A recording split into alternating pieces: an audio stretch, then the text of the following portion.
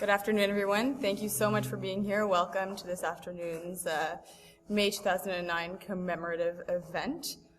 Bonjour et bienvenue à tous. Merci, je vous remercie d'être ici pour ce service commémoratif. I'd like to thank the Canadian Tamil Congress for bringing this event to the Hill. As Tamil Canadians from across the country mark the 5th anniversary of the May 2009 events in Sri Lanka, we are reminded by such injustice and the loss of so many lives that it is our duty to prevent similar wrongdoings from being visited on others. We will never forget the many vanished voices, vulnerable civilians, many of them women and children, and through no fault of their own and through such tragedy are unable to be with us today. Best regards, Tom Mulcair, official leader of the opposition. Good morning, everyone. And I want to say thank you for having this beautiful service here this morning, and for the prayers, and for reminding us. I will say what I always do, which is I am profoundly sorry. I met with the community every weekend, and I talked to the Red Cross, and I talked to Geneva, and there was no help.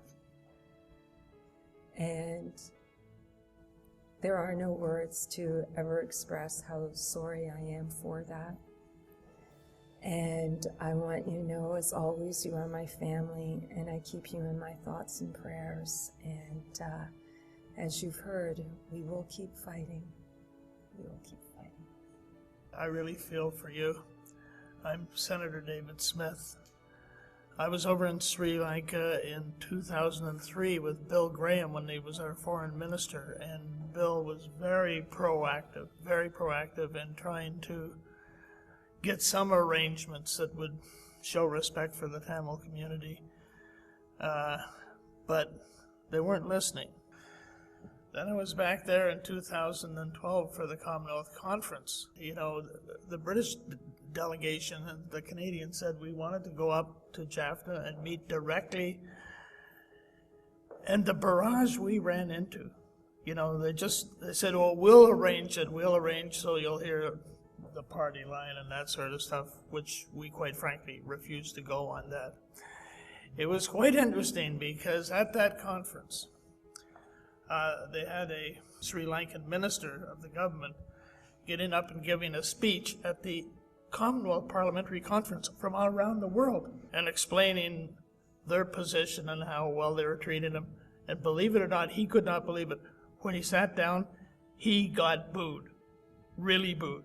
In other words, yes, we were there, but we weren't buying those lines because we'd heard story after story after story.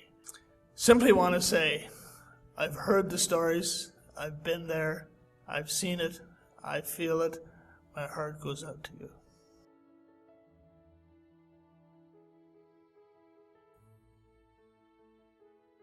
I recall back in 2009 the desperation that was referred to earlier that Jack felt when people were gathering on the streets and Toronto was trying to find a way to get the attention of our nation, and they weren't able to without going to those extremes.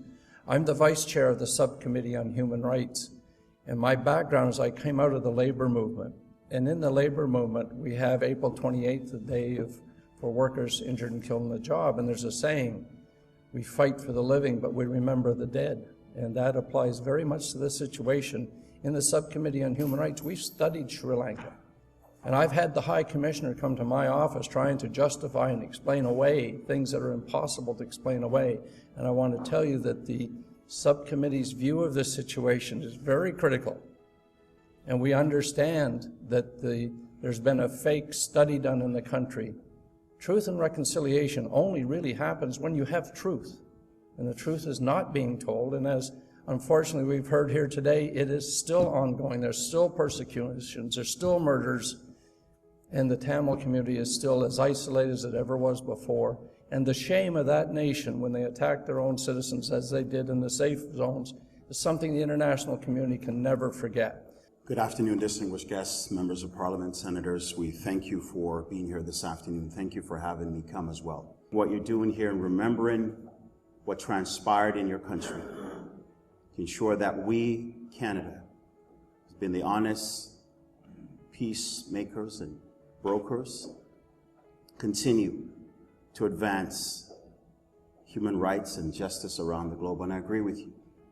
For myself, and for many of you here, because you, probably like me, are a child of this war.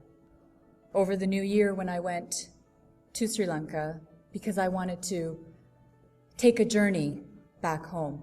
And if that government can treat me the way they treated me, with intimidation and coercion, and just trying to get me out of that country, a privileged Canadian. I say I'm privileged because I'm Canadian. Imagine what those people who continue to live on that island go through on a daily basis. I come from the city of Barrie, where there isn't much of a Tamil population. I think we have 2 families. And I had one family come to me, and that's how I came to learn about the Tamil community. The Suresh Kumar family told me about their relatives 5 years ago who were going through this horrific tragedy, where they're seeing loss of life and human rights abuses that they couldn't even imagine. I tried to go to Sri Lanka 5 years ago to go to the IDP camps, and my request for a visa was rejected by the Sri Lankan High Commission. And I was astounded, because why would a parliamentarian have their visa rejected? That's never happened to me before by any other country, no matter how horrible the regime was. And so I instantly knew that this was a regime that was perpetrating some crimes that obviously they did not want to see exposed in any manner.